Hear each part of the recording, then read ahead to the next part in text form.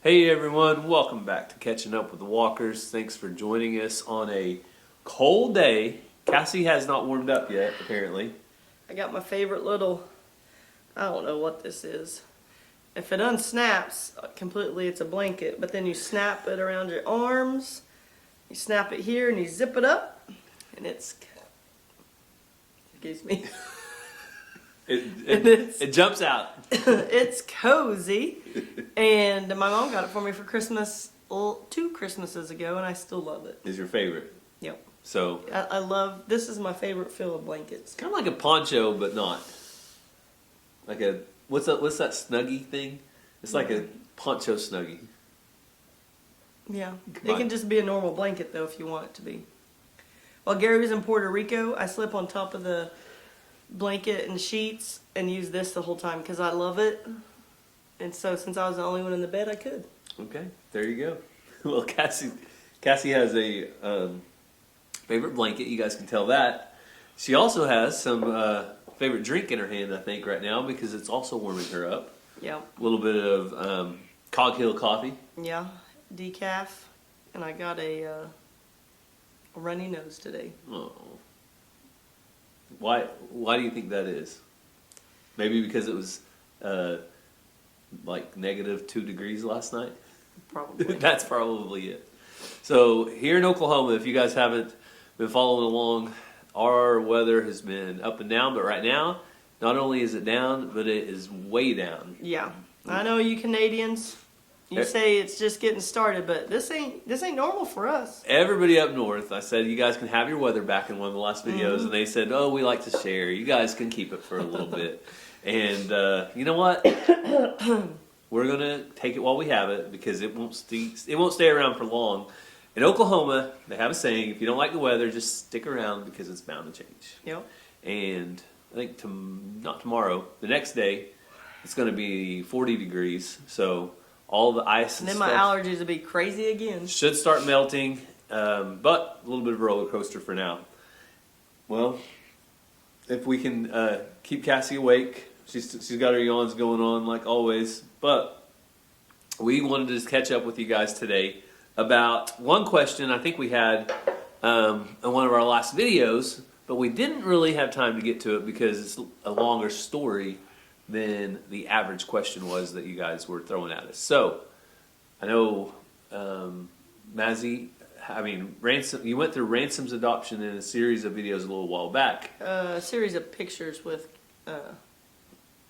words. Series of pictures with words. So, they were asking the about... community tab. Yeah, they were asking about that for Mazzy, and I thought today would be the day, since we're going to be inside, we're not going outside, we're going to sit down and have a cup of coffee, and we can catch up about little Mazzy May. Yeah.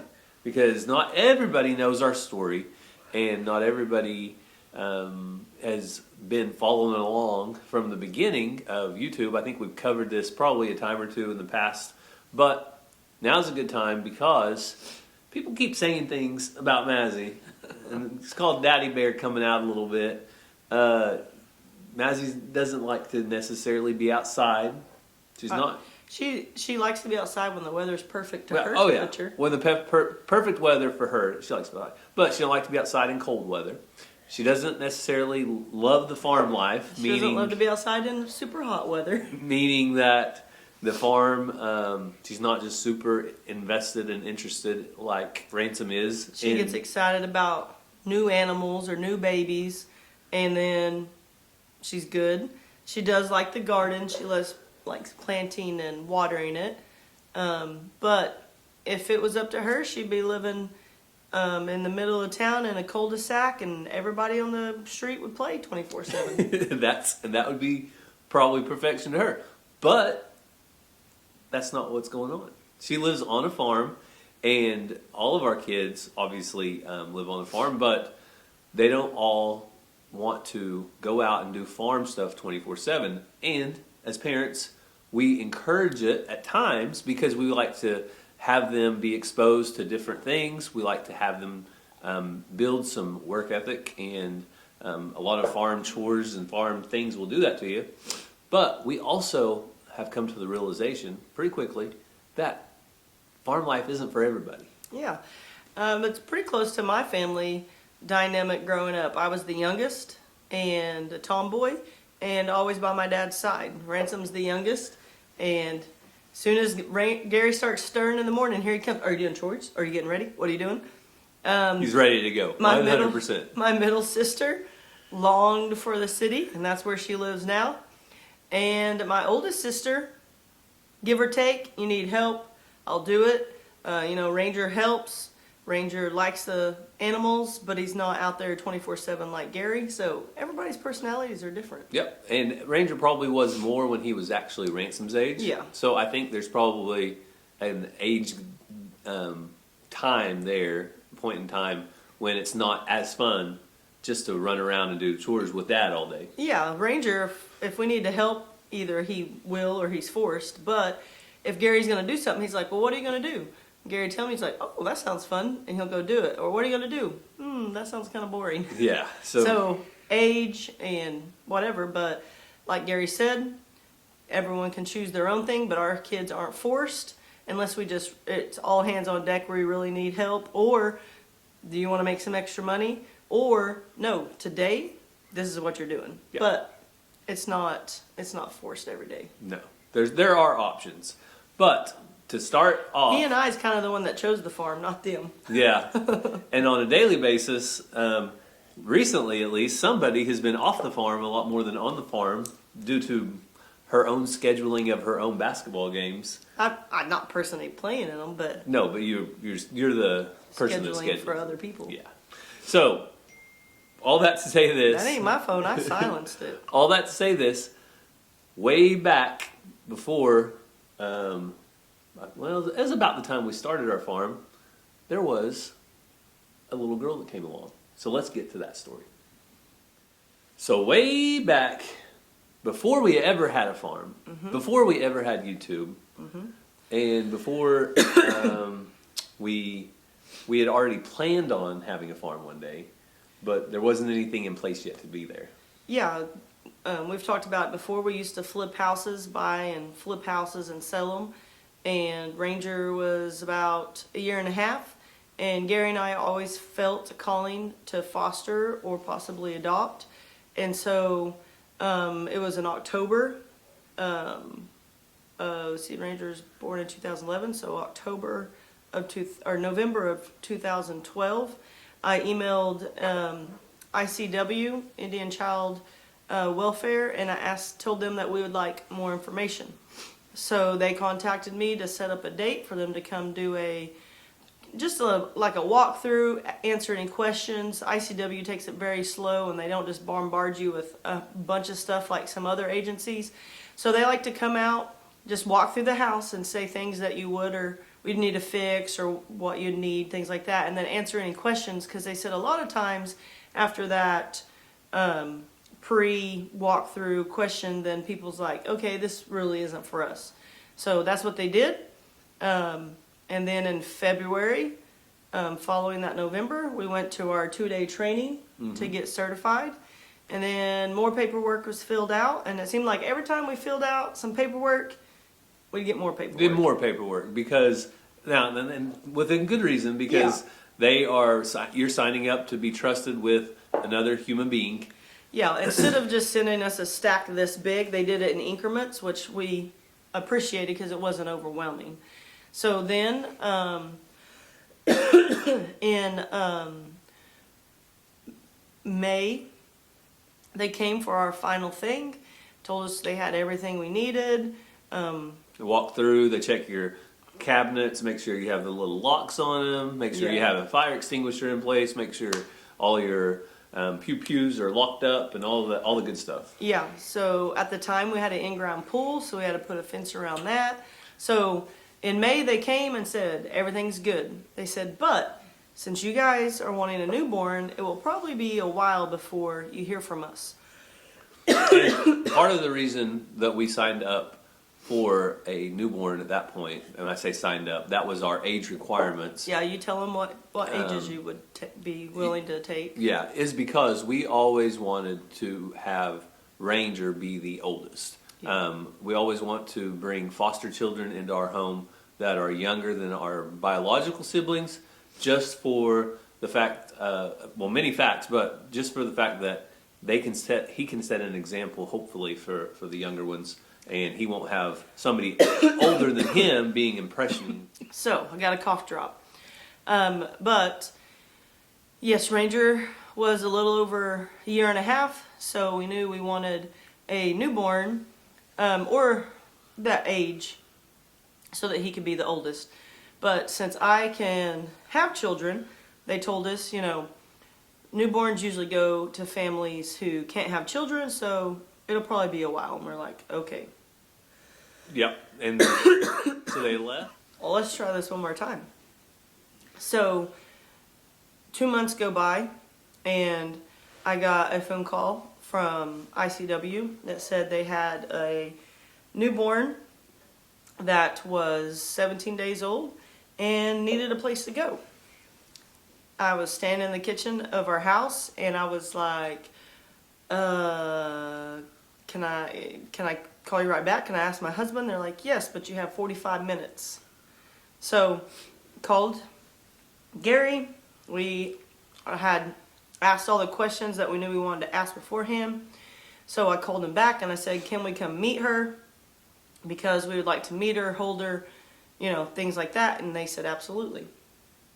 And we made our way up to the hospital and was able to walk in to NICU, and there was a nurse there. And the nurse was ecstatic, I would say, for the most excited I've ever seen a nurse to see anybody. And what did she say? Well, she said, I've been so worried about her, and she's such a good girl, and bragging on her and stuff. And so we held her, we fed her, and we said, hey, we'll be back tomorrow. She kind of looked at us like, I've heard that before, they're not coming back. And we're like, no, really, we'll be back tomorrow. So we went back the next day and started the process to be checked out. She had to pass all of her tests and all those things. And then we came home. Yep. We went from a family of 3 to a family of 4, just like that. And we got a lot of people congratulating us, bringing us meals and different stuff. Our church family surrounded us with kindness, and it was such a... meals and clothes and diapers and all sorts of stuff. So such a positive experience from them. I can't remember 100%, but I'm pretty sure we had some of Ranger's stuff still, like baby stuff. So, but yeah, it was kind of just happened overnight. For a long time, Ranger thought babies appeared in less than 24 hours, and it was a total God thing. So we started the process of fostering. We were foster to adopt. They don't do that anymore. You just foster or you just adopt. But if you foster, it can lead into adopting. But they don't call it foster-adopt anymore. And so we did that for 2 years to the date. 2 years to the date. And now this 2 years was a long 2 years. It was. Very much, especially being... a roller coaster of emotions. Especially being our very first time doing it. And we went through the training, and they told us that it's going to be hard. But they never can really express to you how hard it is when you take in a baby from the hospital, you bring him home, you treat them like they're yours, you love them like they're yours. We completely redid a nursery for Mazzy. She had every single thing that we could possibly provide for her. And but you always know in the back of your mind, it's not permanent. It's babysitting. Every 30 to 60 days there was court, there was things going on. So that was super hard. She went for weekly visits. That was super hard. Because it was a lot of firsts. We hadn't been through it. You love this baby, raise this baby like your own, but then you can't control when they take her for half a day or whatever for her visits, and she's just a little thing. So that was super hard. Lots of hard moments, lots of learning. But God was in it the whole time, and in the end, we were able to adopt her, and she's had lots of roadblocks or speed bumps, but she's overcome all of them with lots of different health problems or developmental things or sensory stuff, just lots of different things. And so, that's why when people make negative comments about Mazzy, we go mama bear, daddy bear on it, because had you only seen just not too long ago. But she's come so far. She's done amazing. She's conquered lots of fears and overcome lots of challenges, and we couldn't be more proud of her. Nope. She has been in it all along. She has been, how would you say, willing. Sometimes it's against what's within her, but she's always willing to try new things and do new things. And you guys have seen a lot of that. She gravitates towards things that Ranger never did, like music. She played the piano, or went to piano lessons. She's done violin now, and a big thanks to a subscriber that gave her violin. She loves music. She loves art. She loves reading. Anything girly. Oh, yeah. Anything girly. Opposite of what I like. She likes shoes. I like shoes. We have opposite likes of shoes, though. She likes dresses. She likes all the girly stuff. So whenever... makeup and hair stuff. Yeah, whenever you don't see her out shoveling manure all on her own will, there's a reason why. She's a girly girl. She's probably putting fake nails on. Yeah. Or doing a skincare routine, as she calls it, which, we've just got her some little stuff. Or curling her hair, or playing with her dolls. I mean, things like that. So, yes. Mazzy is Mazzy. She, she beats the sound of her own drum. What's that saying? But we couldn't be more proud of her, and we're okay if she don't want to come out and help. Now there's times that we're like, okay, Mazzy, we really need help today with, and she's like, okay. And then the other day she's like, can I sweep the shop? I haven't done that in a long time. So, or there's times when it's just me and her, and sometimes she goes out and she really does enjoy it. She would rather go out one-on-one with us than with the boys, because she feels like, Ransom is all about all of it, and he's over there feeding and doing this before she can even. So then she just sometimes feel like she wasn't given enough time to make a choice. So at the end of the day, we could not imagine life without Mazzy. No. She is one of the most integral parts of our family. She makes us who we are, and we love her absolutely, absolutely love her to death. Yes. And I know that she has a bright future because she's super smart, super intelligent. There's from all the obstacles she's overcome, people would never believe how far she's came and how far she's going to go, because we know that's true too. But we love to tell our story. I know this time somebody specifically asked because we had told Ransoms, but we love to tell our story because a lot of times we feel like adoption and foster care in general, you always hear the worst case, worst thing that happened. Yeah, there's negative stigmatism with it, someone told me, you don't always hear the happy ones. So that's why we share, not because we just want to be like, our kids are adopted, or look at this, but because so many people have messaged us and said, hey, because of your positive story, outcome, outlook, I really want to look more into fostering or adopting, because I'd only heard the bad side. So that's why we share. And also, when we do share, we want people to know that there still is a need. So there is a great need that is out there today of children that need to be placed into foster care or into adoption, and there's just not enough resource homes, and there's not enough resources in general. The caseworkers that are way overloaded, especially at the state level. Mm-hmm. We've dealt with foster care from the state of Oklahoma and the tribe of Cherokee Nation, and the state is way overworked. The tribe does a much better job of aligning resources with their cases and things like that. But there are many needs, so if anybody out there has the means to do something, whether it's a foster family that you can maybe make a meal for them one night, or do something whenever they get a new kid into their placement and their care, maybe provide them with a backpack with some things that are appropriate for that age group. Just anything that helps would help that family out. Yeah, people's had supper waiting on us when we got home, and it can be anything from a home cooked meal to pizza.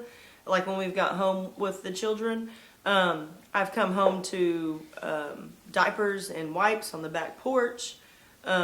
People giving hand-me-down clothes, like gift cards. Volunteer to take our other children, because a lot of times if they're in foster, like not just anyone can take them, but volunteer to take our other children to go do something. So anything you can do is just, it's very special to people. Yeah, it always goes a long ways. I know it did with us, and there you go. So that's the story of Mazzy. I know I showed you guys some pictures as we went through this, but stick around. At the end of the video, I'll have a whole, like, kind of not beginning to end, but a whole bunch of pictures for you guys, because it's always fun to share those. Because at the time, if you didn't know this, when a child's in foster care, you can't share any picture.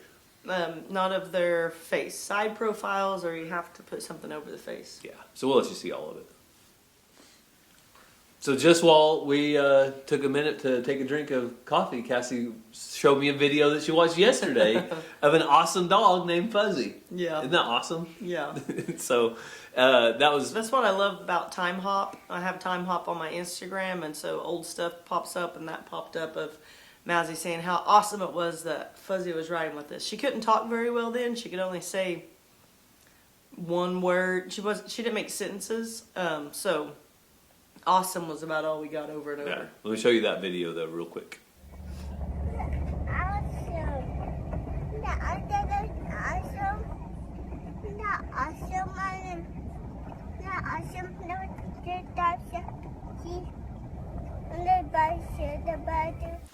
So that's our story with adoption and with Mazzy. If you guys have any questions, leave those down in the comments. We'll try to answer what we can. I know one question people ask about biological. So Mazzy does visit her grandpa, and she enjoys going to visit.